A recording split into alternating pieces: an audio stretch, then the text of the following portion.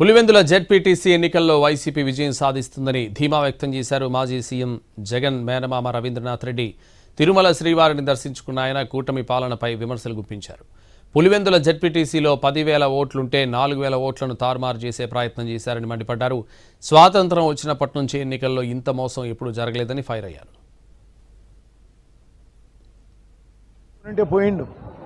అట్ట కాకోకుండా ఎలక్షన్ జరిపి ప్రజలందరినీ ఇబ్బంది పెట్టి వైఎస్ఆర్ కాంగ్రెస్ పార్టీ నాయకులను ఇబ్బంది పెట్టి వాళ్ళందరినీ కూడా దొంగ కేసులు పెట్టి ప్రజలందరూ కూడా ఓట్లకు రానికోకుండా చేసే కార్యక్రమం అంతా చేస్తున్న పరిస్థితి చూస్తున్నాం అన్నమాట.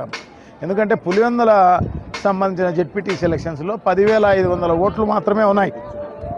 ఈ 10,500 ఓట్లలో దాదాపు 3,900 చిల్లర, అంటే దాదాపు 4,000 ఓట్లు కలిగిన నల్లపరెడ్డిపల్లె, నల్లగొండవరపల్లె, ఆ తర్వాత ఎర్రపల్లెకి సంబంధించి ఆ ఓట్లనే తారుమారు చేసే కార్యక్రమం చేయడం జరిగిందనమాట.